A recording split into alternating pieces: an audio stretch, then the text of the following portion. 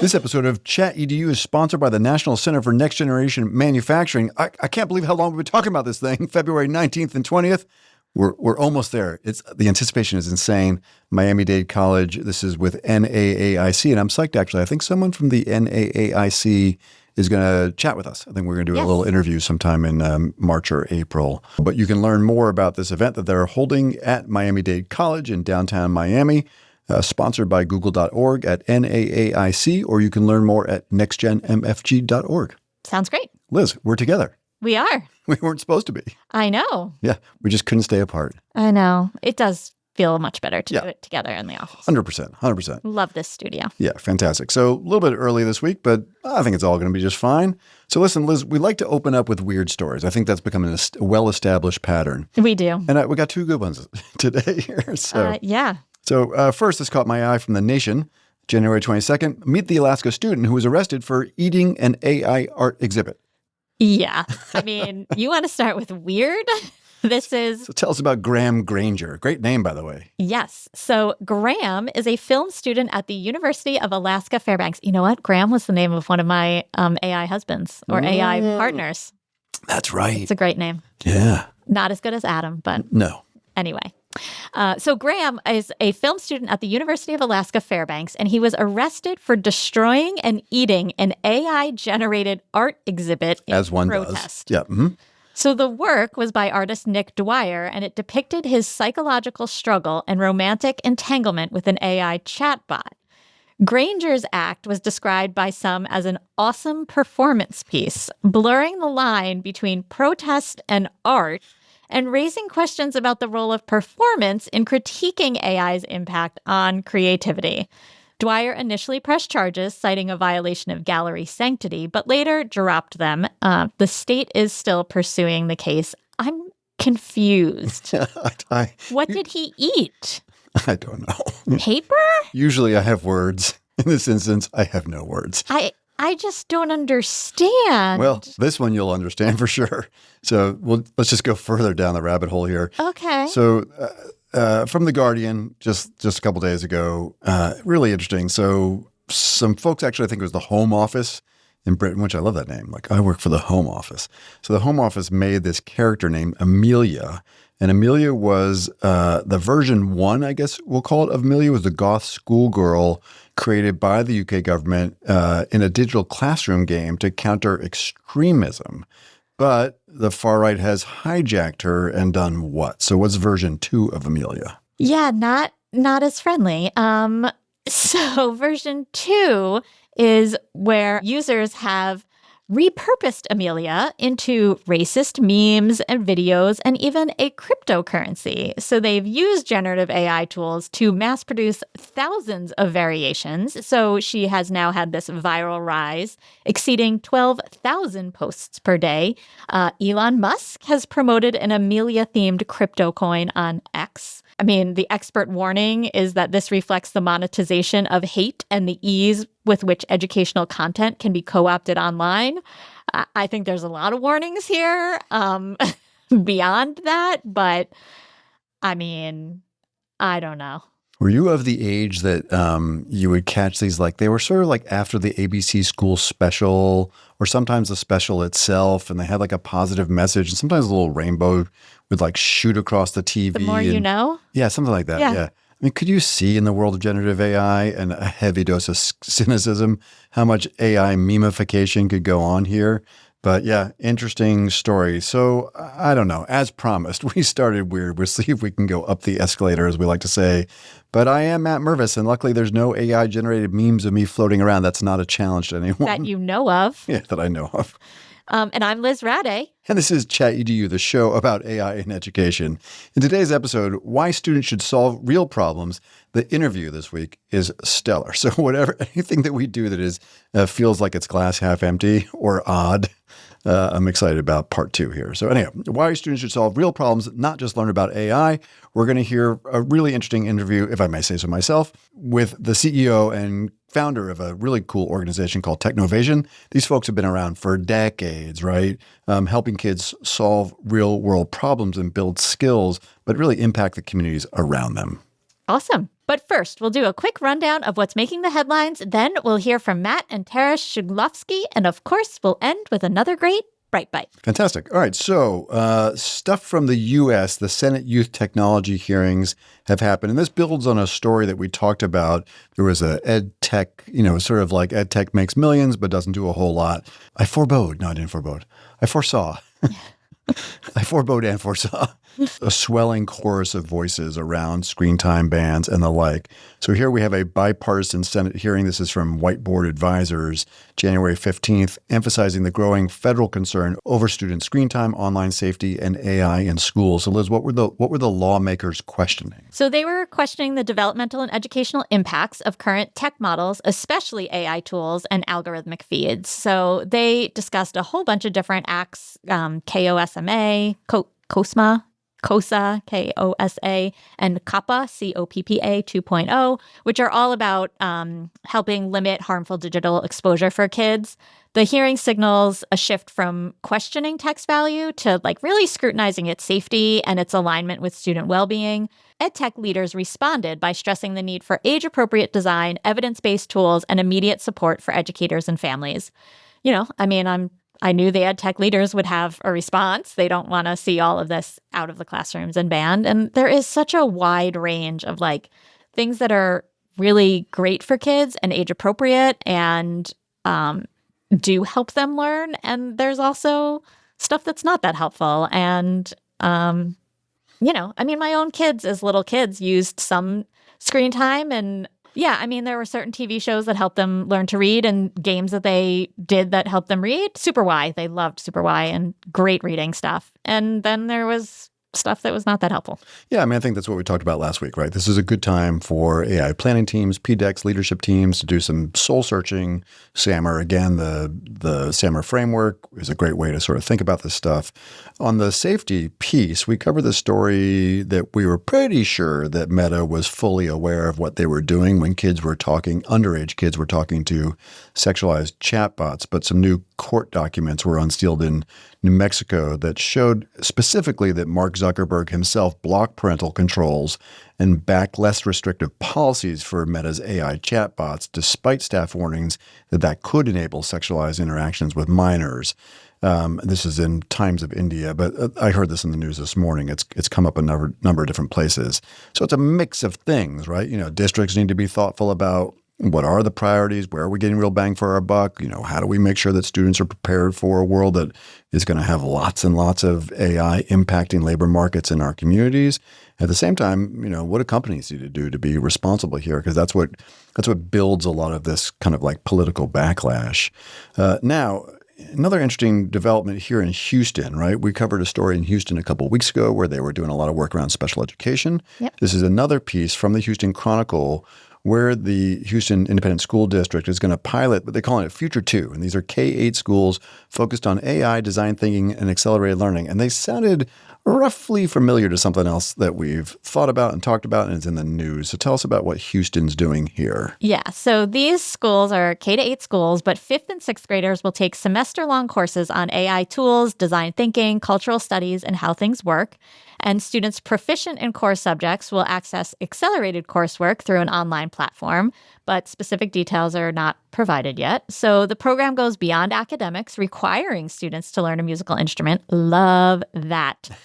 Love it. To progress past 6th grade, and they have to participate in after-school activities like music, sports, swimming, and community service. Love all of that. The model prioritizes skills like empathy, leadership, decision-making, and teamwork. So Houston ISD has not released the full concept paper, and funding may come from state innovation and partnership initiatives. Sounding a little bit like our 2-hour learning alpha school model, right? Right. Which is interesting because we have said we are of two minds on 2-hour learning. Yes. No, two pun intended, right? That there's some concerns about, there's literally in the 2-hour online AI, it's basically juiced up Conmigo and IXL, but there's the camera's always on. It's watching the kids. It's looking for engagement. So it's got like a level of surveillance and stress and pressure and all this kind of stuff. So I think there's parts of that feel uncomfortable, and there's families that have fled because it's like not been healthy for their kids. But the whole rest of the day, like they're doing personal interest projects. They're solving real world problems. That's the great stuff. And they're playing instruments. Right. Exactly. And what's interesting is that 2-hour learning is just a model. Right? There's nothing proprietary about what they're doing. Right. So I think there will be, even we're looking, one of our leaders inside our organization is passionate about the idea of new schools and, benchmark all sorts of stuff. I mean, Khan Academy themselves have the Khan World Schools. Way predates 2-hour learning. And it's also these like kind of innovations that blend some tech and some hands-on. And so, but, I think good for you, Houston. It'll be interesting to get more of the details as this emerges. I'm particularly interested in what happens K to 4, like before they get to the 5th and 6th grade around. And I think, this is something that we are really interested in and people are interested in. Like, what does AI literacy look like K to 5 before we really want kids to get their hands on the stuff? And I think that's something we want to explore in our conference, right, coming up. So definitely looking more at those younger grades. Yeah. I know what you want to explore. You want to explore No. Well, but you want part of that, right? I want the cool Lego learning. Yeah. That made no sense because you just joined us. We've been talking about Lego, the toy kind of developments that they've been doing with some smart bricks, but also how that's been rolled into an AI literacy program for younger kids that is not screen-based. Yes. Now, last week, we were deep into the UK government with our mic drop moment. Basically, the Department for Education passed some new safety measures for AI, which lined up with the reality that now Notebook LM and GEMS are going to have data dashboards associated with them and a bunch of other stuff. Here's another piece. So that teachers can see what the kids are doing. Oh, no, just for the hell of it. Well, I'm just clarifying. I left out the major drop of the mic. And I appreciate that. Genuinely, I do. Thank you. Liz and I both operate on limited sleep here, too. So here we have another story from the UK Department for Education about these like very discrete tutoring efforts, specifically for kids through things like free and reduced lunch that we have here in the States that have been identified as disadvantaged students for kind of direct intervention of AI tutoring. Yeah, so the UK government is going to co-create AI tutoring tools with teachers, love that, to provide personalized one-to-one support for up to 450,000 disadvantaged pupils annually by 2027. So this is to democratize access to tutors, especially for students on free school meals, by aligning with the national curriculum and supplementing, not replacing, face-to-face teaching. This is based on research showing one-to-one tutoring can boost learning by 5 months. The initiative prioritizes teacher-led design, safety, and classroom integration. So this is all part of a broader strategy, including phone bans in schools, screen use guidance for students under 5, updated AI safety standards, and a £23 million expansion of edtech test beds in 1,000 plus schools. Yeah, fascinating stuff. And right, it is a supplement because we know here in the States, across the globe, that kids of means will access private tutors outside of school. And this is trying to take some of that capacity, right? I remember we did a piece a long time ago, kind of just comparing like a human tutor versus an AI tutor, and empathy and judgment and patience and understanding all these things that the human being has. So it might be a bit of a stretch to say that this AI tutor can do all that a kid with a kind of means and a private school, or rather a private tutor, could have, but still like a pretty reasonable and thoughtful national investment. Yes. All right. So then our next story is that Colorado's largest school district bans ChatGPT for students. So this is Denver Public Schools. They've banned student access to ChatGPT, citing new features like the adult companion chat, advertising, and shared chat threads that can enable cyberbullying or academic misconduct. So they sent an email to families and warned that these upcoming changes from ChatGPT posed safety risk, particularly for younger users. So they do allow AI tools like Magic School and Edia, one of our previous sponsors who we love. Yep. So those are allowed because they have strict parameters and there's data privacy agreements. ChatGPT does not have formal safeguards and was never approved, actually, for use on district devices. So the district's AI governance committee will soon consider banning staff access as well. Which is interesting.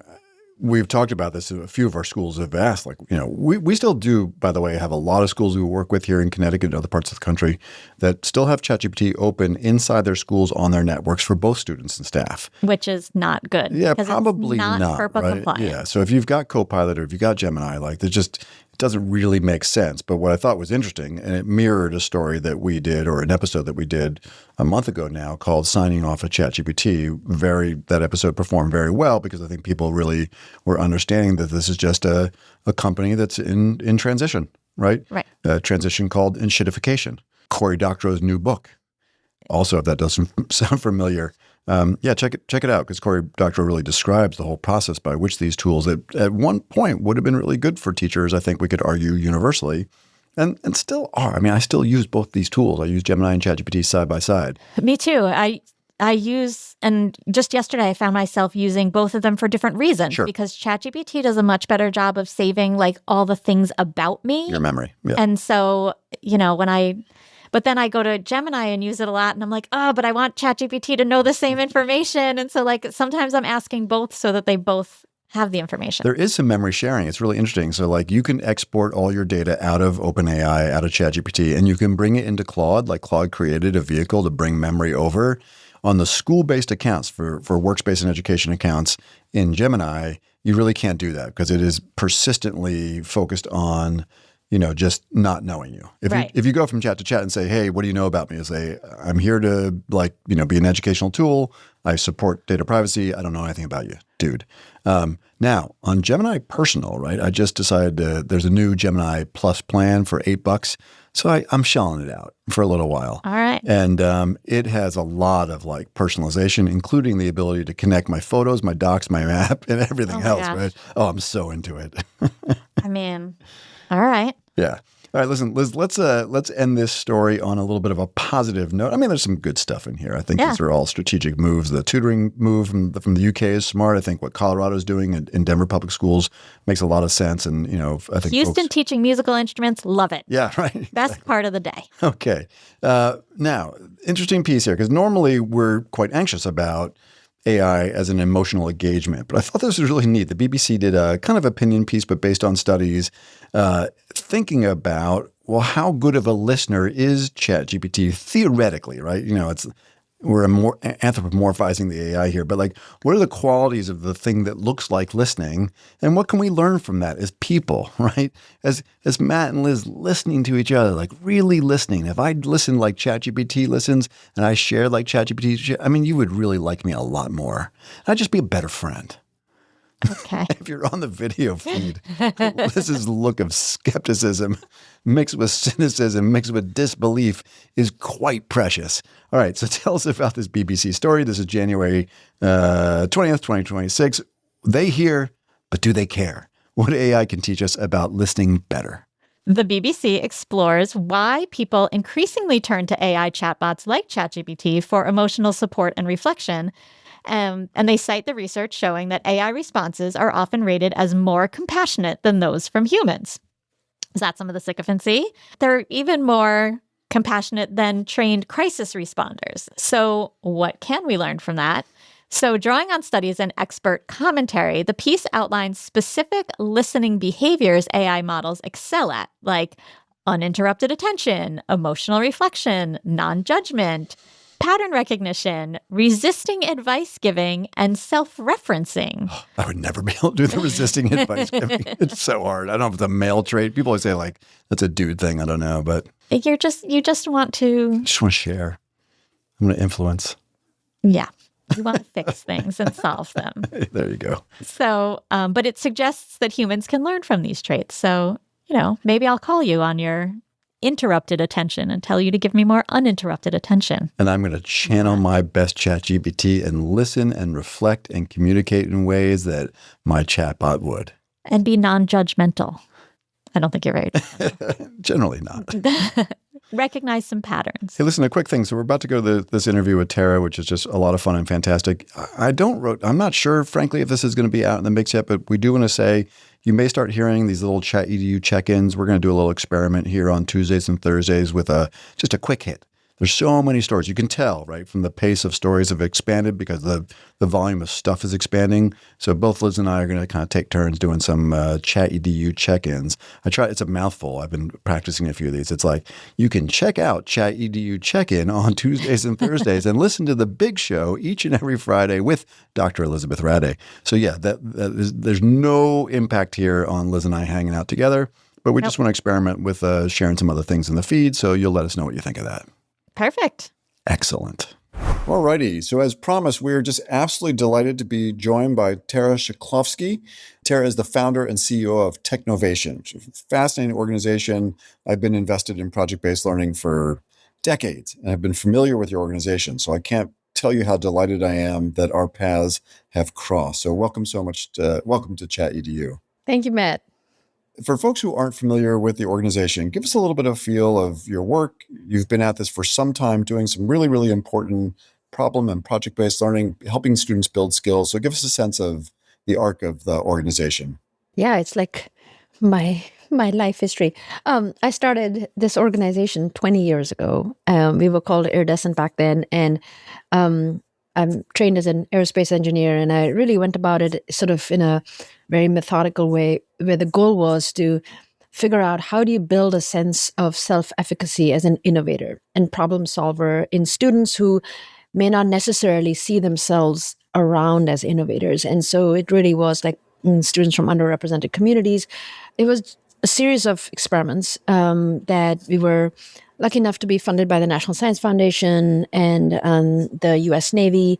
And we were just collecting data the whole time, running different kinds of models of how do you inspire a child not to sort of get interested in a STEM space, but to actually take it forward in a way that it becomes part of their identity, that I'm very curious to solve this problem. And of course, like the pedagogy is so strong, right? Like we know constructivism, student-centered learning, project-based learning. And but how do you do this at scale? How do you do this in a reliable format? And that was what we were experimenting with.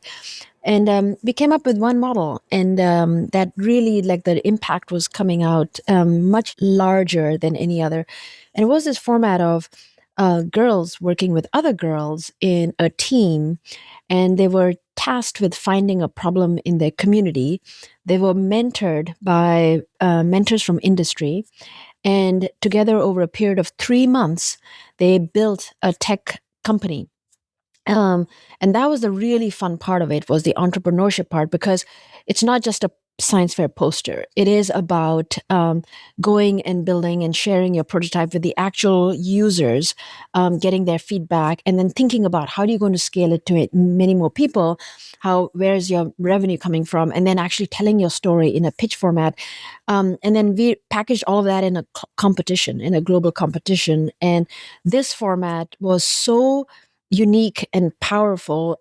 It resulted in completely changing the mindset of the participants, so much so that they went into STEM careers. I think 76% of our participants go into STEM careers. And so we're like, okay, this is working. Let's do more of this.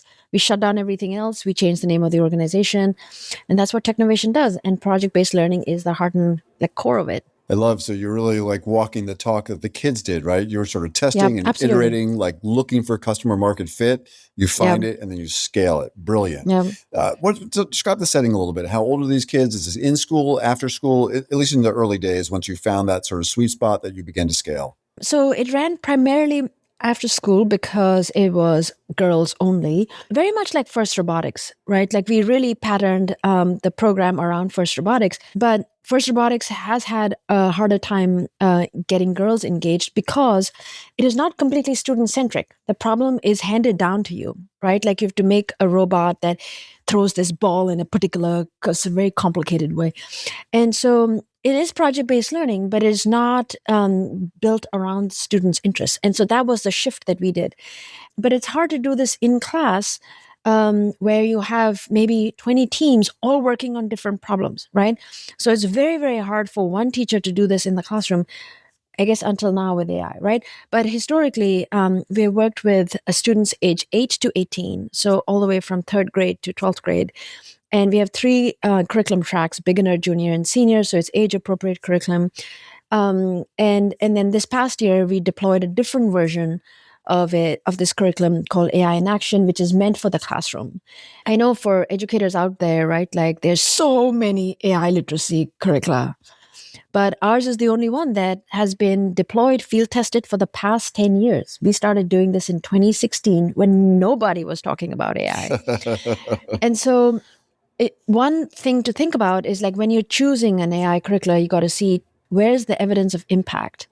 And so ours has that evidence of impact. And that's how you kind of choose like, okay, this is what is going to be a good use of my time and my students' time. Let's circle back for a second before we hit the curriculum. I'm so curious. This is really fascinating because, again, like our team, we're at a nonprofit, a small regional nonprofit center. We've also had some small National Science Foundation grants, worked for 20 years on this project-based learning question.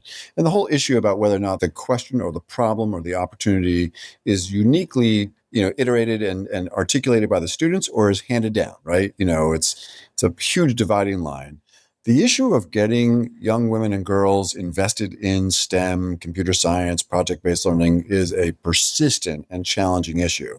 And you just kind of like wandered by this fascinating insight, but it sounds like you think that Unlock has a lot to do with where the project originates, which makes a ton of sense. Did you use any of the NSF resources or other kind of research capacity to quantify and measure that theory? That's a great question, Matt. And only sort of someone who spent their life sort of studying this will pick up on that. We did some experiments and we did like pre and post testing each time, right? So I think that data has been guiding every decision that we make. So the first 3 years, we did not have this overarching challenge. We just said, go build a tech startup on any kind of topic that you're interested in. And the fascinating thing was that this was the first year. The girls created apps that were very stereotypically feminine interests. And I was kind of disappointed. And then I came across this research that I think from a professor at UC Santa Barbara, actually, who said that as a country becomes more affluent, you're very prone to advertisements, right? Because you have TV and phones and things that are just bombarding you with things to buy and messages around buy this because it's going to make you happy. And becoming happy is like the ultimate goal in life, right? And gendered ads do really well. And so your identity is shaped very much by ads. If you say things like, do what makes you happy, you trigger a whole set of sort of thoughts that go around this very gendered path. So you, as an educator, you actually should not talk to your students about interest or passion because these are very charged words. So the second year, we went too heavy-handed and we said, create apps around STEM education. And all the girls really rebelled. They were like, this is the most boring prompt ever. But after they got into it, they actually came up with such interesting apps. So I remember that this was 2011 and girls were creating apps that were virtual dissection apps, just fascinating, like chemistry simulation games. And I mean, this is literally 15 years ago, right? Like when there was nothing like that in the ecosystem. So the teenage girls were really innovating, but they were not doing it in a happy way, right? So then in the third year, by chance, we hit upon this. It was completely by chance. Find a problem in your community that you want to solve. Mm-hmm. The pre and post surveys there was so powerful because that prompt pushed the girls to go out and talk to others about what they cared. And now there's just so much deep research around. There's this thing about like what brings you purpose, what helps you build your identity. It is about solving somebody else's problem, not your own problems, right? And the pursuit of happiness is not more materialistic things, but it is to ease someone else's suffering because that really helps build your sense of purpose. And so the gains that we saw in self-efficacy and identity and purpose and the persistence across this 3 months, because they're not getting grades or they're not getting anything out of this, right? Like the chances of them winning this competition are minuscule. And so they're really just doing it for the fun of it, right? Mhm. So that's when we're like, okay, we're not letting go of this. And we literally haven't let go of that. So I love so it. it's a little bit different from just, it's unpacking that student-centric thing a little bit, because young people don't know what they're interested in, right? There's a whole world out there. And with social media, it's even worse, right? Because you're in your very deeply entrenched bubble. And so pushing you out into your community is really like the magic prompt. Yeah, fantastic. I really appreciate you drilling into that a little bit. I can tell you that my co-host on the podcast, Dr. Elizabeth Rade, is going to be seething with jealousy here. So she's just published a book for ASCD about student-based projects and what's the kind of the origin story of those projects. She talks a lot about how kids, talking to kids about their passion at this age doesn't make sense. Some of them, are 13, 14 years old. But yeah, it is nuanced, but I think it's really, really important. So I appreciate that.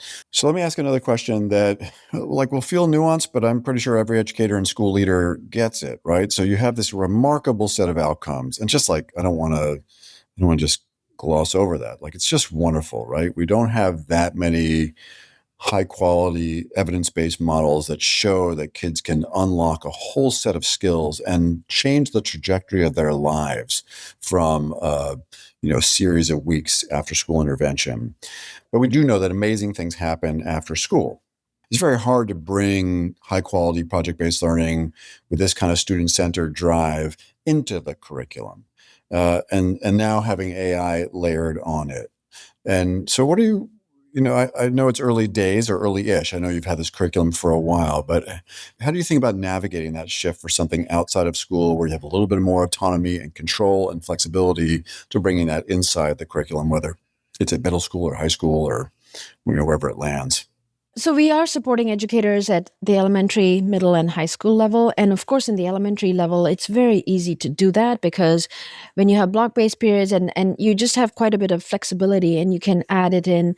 I mean, I know like incredible educators, they're so creative, right? Like history projects become plays and very student interactive. And so some of our best collaborations have been with teachers who had no computer science background, but were just very creative and wanted to have fun. Many times librarians do this because this is they really get attached to this format and offer this to students. But I'll give you some concrete examples, especially for the middle and high school, because their time is limited. But usually, if the school is offering computer science, this falls very, very easily into a capstone project. So that is for the high school part of it. And I think most schools do have one day where there's a block day. And you can fit this because the prompt is so broad, you can fit this almost into any subject. And, the process is so rigorous where you have to find a problem that you care about. And it can be related to the geographical sciences, physical sciences, the social sciences, right? Like, I remember one young woman, she created a poetry app because she wanted to get more students inspired by poetry. And so she pulled in all these like beautiful poems from different poets, but it was aligned with the curriculum, and sort of built this community of young poets. And it had an element of you have to stand up in class and sort of present. And so there's just no limit. We had one music teacher adopt this. Some schools offer music programs. And this is before like AI really sort of hit the scene, right? Like where you have the AI feedback, like teaching you how to play the piano.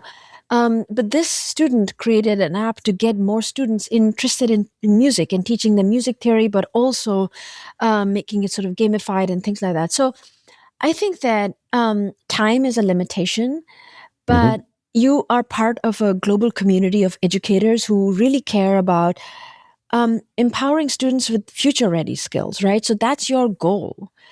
The workforce is changing very rapidly, right? Yes. And the kinds of problems that our young people will have to solve are the hardest problems that we have ever had to tackle.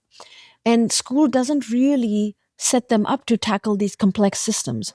And so Technovation is the only curriculum that actually helps you navigate and step by step make sense of a very complex system with interconnected threads, right? And then what happens? And then on the side, you're learning algorithmic thinking, computational thinking, logic, as well as communication skills, because you have to build a business plan. You have to convince your team how to solve this problem, and you have to bring more people to support you. So I think that we haven't seen any subject where this wouldn't fit.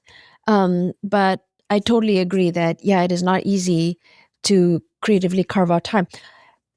The last thing I'll quickly say is that with AI chatbots or LLMs, it is very easy to bring this into the classroom. And that's why we launched the AI in Action curriculum, because every team, when they run into problems, they can debug using an AI LLM. They're still having to do all the work. They still have to build their prototype, take it out, test it in the real world. So there's no cheat code here. That you can turn in your essay that was generated by ChatGPT and get the grade. Here, you actually have to go get your prototype tested with real people and videotape it. So I think that that's why this is possible to do. Project-based learning just had a huge moment, right? That you can actually bring this into the classroom. Yeah, it's the most durable. I mean, we spend a lot of time as we work with schools. We talk about this a lot on the podcast, this idea of like durable learning experiences that are, not things that a chatbot can do. And absolutely the kinds of projects that you all are in. Yeah. Collaborative, and, right? And building those skills. Yeah. So let's unpack the AI literacy piece of it a little bit. It's interesting. I'll just, as a confessional, right? So we're one of the many folks that are trying to do a little bit of work around AI literacy. We do this more as a thought experiment. We're not a commercial provider. We're a nonprofit.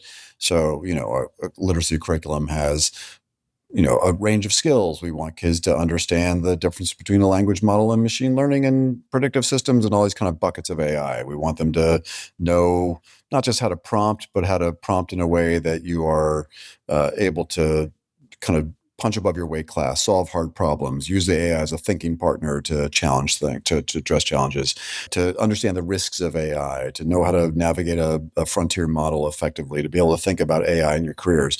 What we don't do, ironically, given a team that's like deep into project-based learning, is that we don't situate all that stuff in a project. And if somebody asks me on the street, what's the most vital set of skills for kids to have to navigate this very changed labor market? It is to do what you're doing, right? It's to be an AI ninja, to be able to solve problems with AI that are thorny and hard and meaningful, and then all the requisite sort of human skills that come along with that, the communication skills, the problem solving, the empathy, the creativity. So you lead with the thing, right? So, but give us a flavor of the curriculum in terms of all the other bits and pieces of what we might think of as AI literacy. And I think if you look at any of the AI literacy frameworks that are out there, which there are many, or the early courses, they're sort of, not leading with how to use AI to solve problems. So, but give us a flavor of like, let's drill into the AI literacies that students develop specifically as they do this project. Yeah, it is such an interesting time. I think AI literacy is so broad. Here's what I think, right? So this is what Technovation enables a student to do. So yes, you will understand how a large language model works and how do you train a model. But the really important thing is that you're actually finding a problem that interests you, and then you build your own data set. Mm-hmm. So that is the core of this, right? And that is the heart of innovation, because you're actually building better AI because you saw a gap in this ecosystem and you saw that there was not a solution for this. And so now you're building this data set and then increasing the predictive capabilities of this AI to suit that particular lens. And so I'll give you some examples. So this young woman, she participated in 2019. So this is way before all ChatGPT, whatever, right? She created an AI app for the Californian farmers to detect weeds in their farms. And so this was, and she worked with the farmers to really improve the UI so that even in the bright sun, they could see and quickly detect where they needed to pull out the weeds and things. And that's an example of like that kind of database of plants and weeds that was very specific to those crops in that area that didn't exist before. Yeah, another example is this young girl, I think she was like 10 years old actually, from India, who wanted to create an app to help people understand their risk for lung cancer in northern India, because air pollution is a really big problem. And she was looking at lung x-rays. She trained her model to detect abnormalities on lung x-rays from Kaggle, which is like this open database of information. And then she realized like that would not work in India because the x-ray machines are calibrated differently. And so she had to build her own data set based on lung x-rays from the North Indian machines. And so this is exactly the thing, right? Like we need so many more innovators solving problems that matter to them in their region, in their community. And you can't wait for just a certain type of innovator in a completely different country or a completely different region to come save you. I don't know if you've been following, one of the top venture capital firms just sort of raised $15 billion to support AI innovation, and out of that, 6 billion for AI applications. Like people see that this is going to be huge, right? But what's missing is there not enough entrepreneurs really having the courage to go out there and solve these problems. And I actually think that you don't need to have like a certain age limit to participate in this, you know? And with AI tools, like if you have the courage, I think that's all you need. You can still be in school and solve a problem that you see, right? Like so many high schoolers are looking into college applications and there aren't interesting solutions out there for this very interesting ecosystem. And I think there's just so much room for innovation here. What's holding us back is a mindset. I love what you're describing. I'm curious, by the way, so for that student, so they're building models. This is how or one of the pieces of understanding AI and generative AI are literally building the models. Building data sets. Okay. And then do they need a skill set? Is there like a prerequisite skill set that they need to get there? Or this is like what you see is what you get and they can... That's the crazy part about this, right? I think that tools have never been so magical. They make mistakes, right? But that's where you need to learn how to code so you can debug, right? Like when you get ChatGPT responses to your questions, you are editing every line because otherwise it's going to be junk, right? So same thing. But I think the only thing that's holding us back is ambition and courage. And that's where an educator, there's this father figure of psychology and like what changes your mindset around self-efficacy. There are 4 elements, but one of a very key element is a cheerleader. And educators are incredible cheerleaders. And the cheerleader just needs to say to you, I think you'll be great at this. That's all. Because the educator is respected, right? Like because of who you are. And so if someone who you respect says to you, you know, Matt, I think you'll be great at this. Go do it. And because we're always afraid of failure, right? So if someone you respect says, you'll be great at it, you won't fail, that's all we need. And even if we will fail, but at least like and that's good. You were pushed into it, right? And so I think educators can really shape what young people can do in this age. Yeah, Anthropic, it's funny, and I think all these vendors are vendors and they're out to make money. And I think some of them are probably deeply invested in science problems. But Anthropic has this ad, I don't know how widely it's been circulated, essentially shows like all the challenges that we see in our society, right? And then it flips and it goes to there's never been a better time. And it illustrates just what you're saying, that the tools are allowing people, a young girl in India, to be able to really not outperform like the mindset, the curiosity, the passion, but the tools do enable a whole set of skills and abilities that normally would have been sequestered or limited to more advanced level computer science kind of students and the like. So I think it's really neat. I was curious. I'm thinking about, again, just like my cheat sheet in my head of AI literacy and what would I want a kid to walk out the door with, and what do I hear from superintendents and principals? One is hallucination. So I love what you just described. Like part of them working through their data set using a model is that they have to know that 20% of the time it may be, total BS, and they got to kind of clean that up. And your check. curriculum should.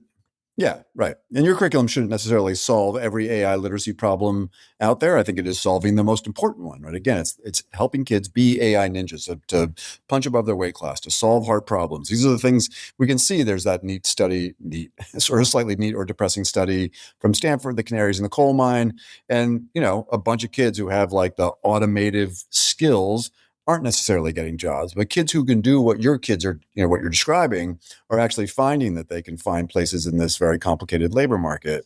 There's other pieces, we worry about deep fakes and AI companions. Does any of that stuff, the AI companion thing is like one of the most troubling things out there. And again, maybe that's the job of the school counselors or parent groups Parents. or the Rhythm Project. Yeah. But does the curriculum bounce into these other risks, whether it's like sycophancy or bias or, AI impersonating as if they're human beings? Where do you bump into that, if at all? I think there is a very, very strong element of build things that don't harm anyone, right? Mm-hmm. The term machine bias was first developed by a woman researcher, Batya Friedman, in the 80s. And we worked with Batya Friedman to create our responsible AI curriculum. And she has a really beautiful philosophy of value-sensitive design, where you firstly always want to make sure that your product is not hurting anyone, like the primary use. But the harder part is always the edge cases or the secondary effects, right? And one very common example that she talks about is like, you wouldn't think a smartphone would hurt would have any kind of negative implications, but you would think like if you're on a crowded subway and someone is having a very loud conversation, the people around you, those are the secondary people who are affected, and in a sort of an unpleasant way. So that's a very, very simple way of kind of explaining, like you would never have thought of that scenario until you actually see your product being used in the world and you're going out and specifically looking for the negative cases. So we train in our curriculum where you want to go out and test it with people, and really being very aware of where it can hurt people. I think that's from an engineer's point of view, right? And from an entrepreneur's point of view. And I think it's really, really important to have that. And that's just a no-brainer. I think on the other side, like AI companions and all of that, I think it points to people wanting a sense of purpose, right? And people being lonely, and people seeking connection. And we have 10 universal values that drive us. And I think that this element of finding purpose in helping someone else, I think that is a very, very important one that curriculum doesn't really provide. And this Technovation curriculum is all about that. And so maybe there's this element where at some point we may not have to work as much. And then there's a real question of like, where do we get our sense of purpose from, right? Right now we get our purpose from providing for our families.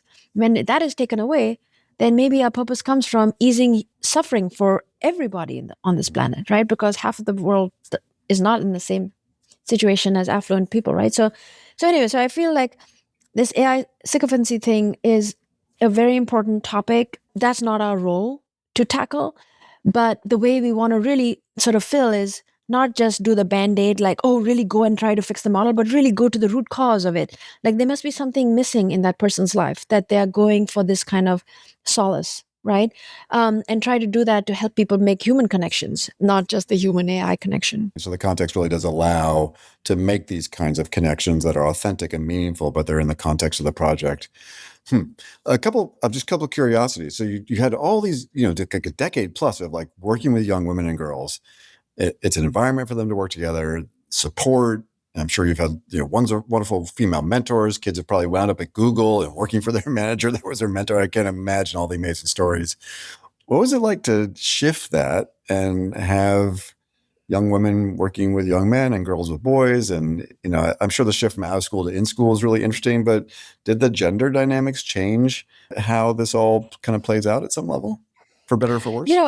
We will see that, but I think that's a really interesting question. So in the beginning, we were iridescent and we were doing programs for girls and boys alike, right? Like, because, and I think we launched the AI in Action curriculum last year because we see that not just girls, but boys need this kind of future ready skills as well. Because I think that boys are struggling as well in a different way, right? Like the stereotypes don't serve them well, where this is a very stereotypical image of a strong man, right? And sometimes that image really clashes with gender equality. And so I think that we have kind of plateaued in our progress to bring more women to share power in the tech sector. And I think that as a field, we have to be better at having conversations and not sort of label groups because, for instance, right, like even this label of this is tech bro and this is the space where women are playing, which is ethical AI and responsible AI. You've automatically said like this space of innovation and entrepreneurship and power is not open to women. So these labels, like language really matters, words really matter. And I think I'm learning that if we have to make progress together, we have to build bridges and have these conversations in a sort of more open way where we're like, you know what? I don't think the other sex is the problem. I think AI is a real threat. It's a real threat. Like Anthropic shared this video on reward hacking over the holiday break, and it was mind blowing. I'm so grateful that they are open and sharing about all of their research, but this stuff is real, and I think that it's our responsibility to not just think that, oh, big tech has really cornered this whole space on AI innovation. I think all of us have a role to play, and it feels as if the conversation to play a role in AI, you need billions and trillions of dollars, and I think that's not the right way to look at it. Yeah. And so I think we all have agency, and I think we have a role to play. Our ideas and our work matters. So well said. Yeah, obviously, I feel very strongly that the path that you're on is incredibly vital, and the risks are high right now. Right? These aren't. We're not sort of sitting back. Schools need to be nimble. Organizations need to be nimble. We need to be able to help kids kind of have those experiences. So on the ground right now, I mean, I'm curious how the ChatEDU audience can be helpful. So my understanding is you've got some substantial support, right? Google's been a partner. You've got some other partners. Obviously, people are very invested. And I'm sure there's some self-interest, right? Because you are literally training the skills that very few folks train for a kid to go be a very effective, manager at Anthropic or a coder or a senior executive or whatever the case may be. So I'm glad that they, both support your work and probably also see some interest in it. So where are there goals for the number of schools you want to engage?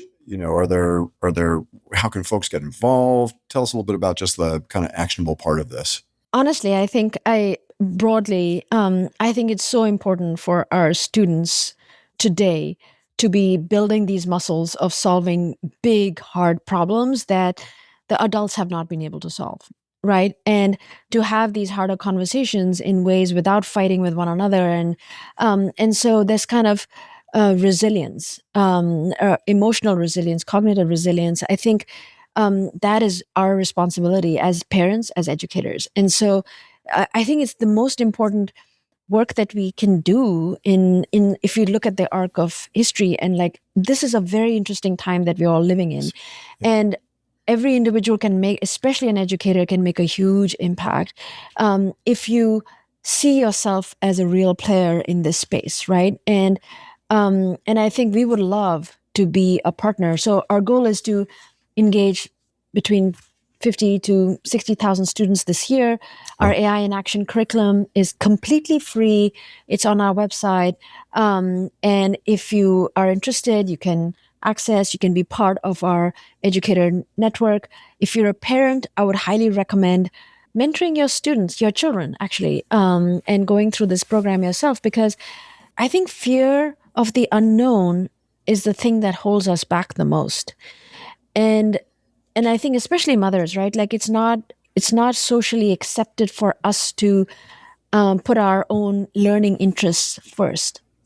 But I think it is so important to model to our daughters and our sons that intellectual curiosity is important, right? And so I think it's very, very important for all of us to understand what this technology is, what it means, and then to actually maybe try and build something. Because I don't know, I want to build another startup and get some of this $6 billion that A16Z has.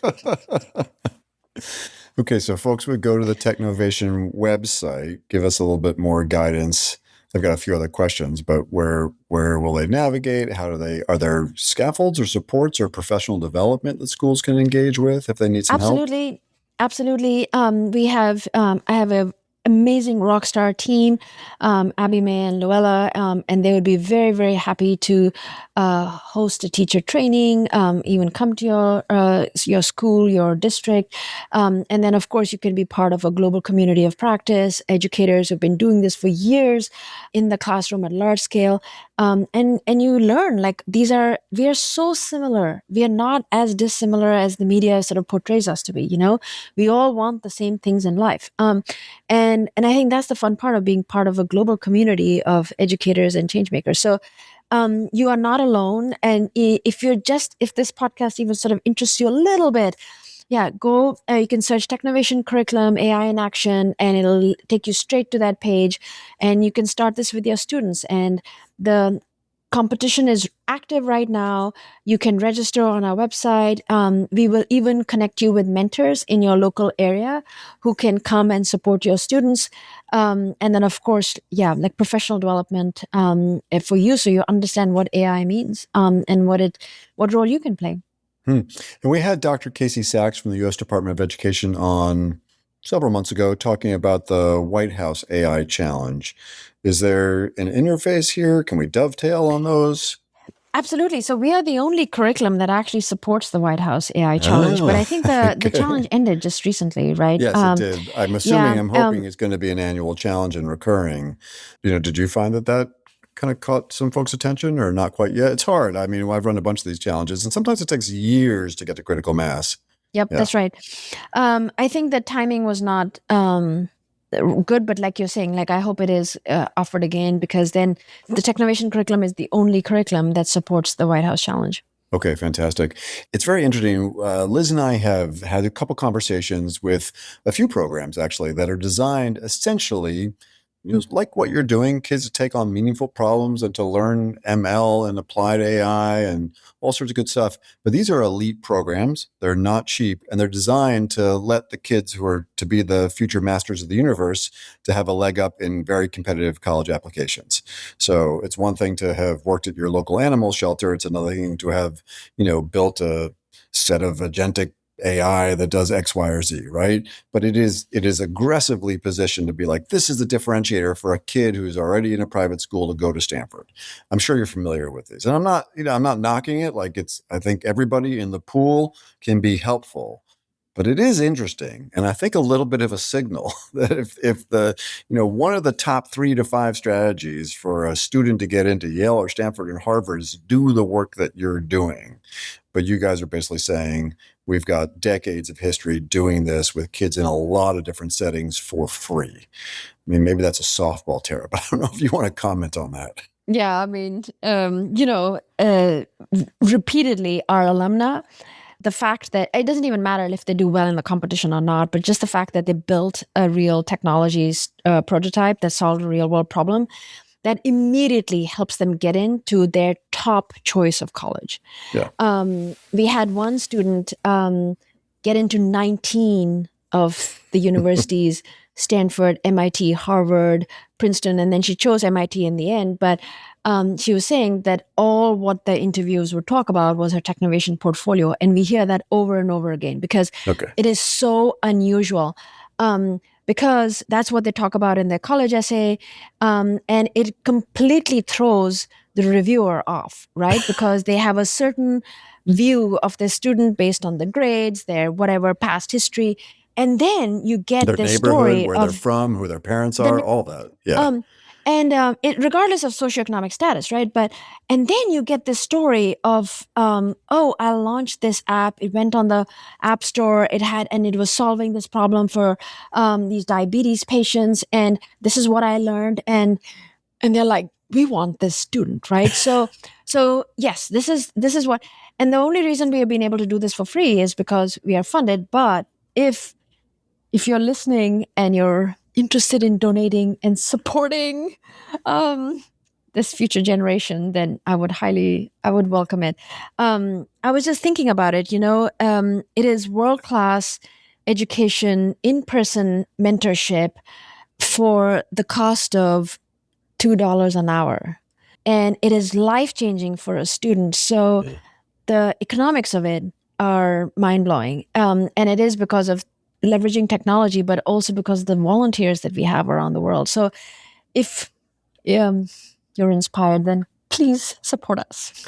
I'm looking at the website right now, Tara. There's a beautiful blue donate button in the top right-hand corner. So please, I wish I could tell you we have lots and lots of hedge fund managers in the ChatEDU audience, but we have a few. So hopefully they will feel inspired for sure. I think when I talk to people, they don't feel as if they have a role to play in this drama that's unfolding.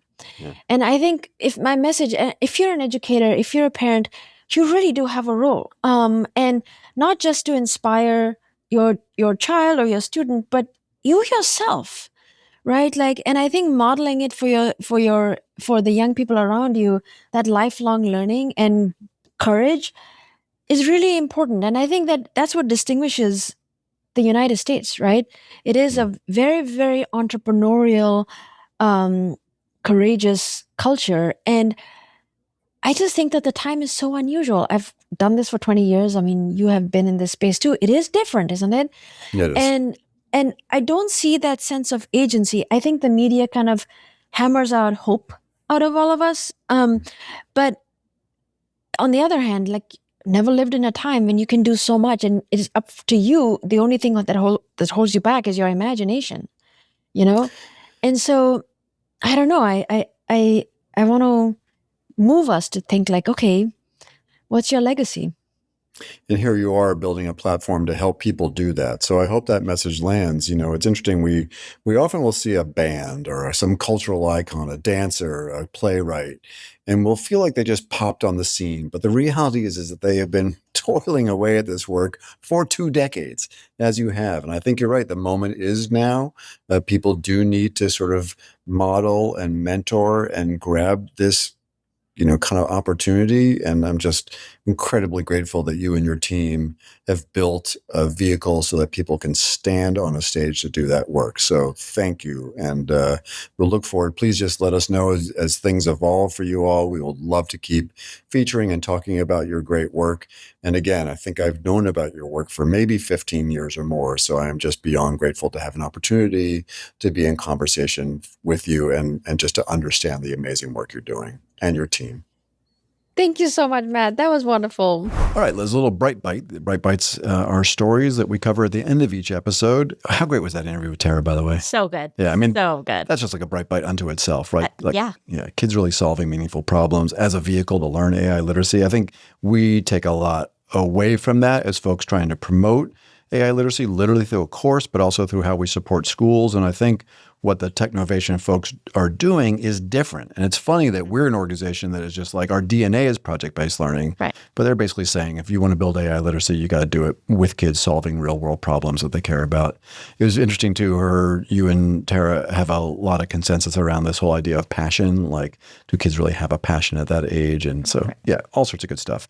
All right, so Bright Bites. Anyhow, Bright Bites, Liz. So a Bright Bite is a story we do at the end of each episode showing where AI is making a meaningful impact in culture, society, the environment, the economy, right? Just kind of good stuff. Good stuff. Typically machine learning, AI vision, other forms, although this is a generative AI story. We covered a piece from Davos last week where OpenAI is anticipating that they're going to try to take a piece of scientific discovery. Yeah. So this may be part of how they're doing that, but they have noted that there's a lot of AI slop going on in the science journals, and I think they're trying to figure out how they can help really accelerate high quality science. So this is AI as a scientific collaborator. OpenAI, January 2026. Tell us about this Bright Bite, Dr. Rade. Yeah. So according to OpenAI, ChatGPT is being used by over 1 million weekly users for advanced math and science research, supporting tasks like coding, proofs, data analysis, and literature synthesis. So GPT 5.2 has achieved gold-level math results, helped solve open problems, and accelerated research in physics, biology, and chemistry. So these real-world case studies show AI speeding up discovery, and OpenAI calls for national investments in AI access, education, infrastructure, and data to fuel scientific progress. Yeah, fantastic stuff. Liz was just going back to reread the story of Graham Granger and the art eating he was doing. I will say that no matter how weird the episodes open, they always close strong with a bright bite. Yeah. It's like a palate cleanser. No pun intended, Graham. All right, Dr. Ratty, I don't think you have a mouthful of paper. So with that, I believe it is time to roll those credits. As always, we'd love to hear what you think. So please let us know at ChatEDU@edadvance.org. That's EDADVANCE.org. And also rate, review, and subscribe to the podcast on whatever platform you are using. ChatEDU is brought to you by edadvance, the nonprofit regional education service center in Litchfield, Connecticut. This episode of ChatEDU is sponsored by the National Center for Next Generation Manufacturing. ChatEDU is recorded, edited, and produced by Andre Angelo and Justin Pasco, whose dedication and expertise bring our discussions to life. ChatEDU's executive producer is the multi-talented rock star Cameron Audia. Additionally, we are grateful for the support of our colleague Gary Robinson, and we appreciate his time and talents. And of course, a big ChatEDU shout out to our fearless leader and executive director, Jonathan Costa, for inspiring the pod. And finally, a heartfelt thank you to our listeners for joining us on this journey exploring the thoughtful and innovative integration of AI in education. Hello, everyone. My name is Jonathan Costa, and I am the executive director at edadvance, and I want you to know how much we appreciate our listeners. If you enjoy the podcast, feel free to explore edadvance's other AI services, which include customized professional learning of all kinds, conferences, our new middle and high school student AI literacy course, and our educator and leader micro-credential, co-sponsored by the Southern Connecticut State University Office of Workforce and Lifelong Learning. Just visit skills21.org/AI to learn more. That's all for now, and thank you for listening to ChatEDU.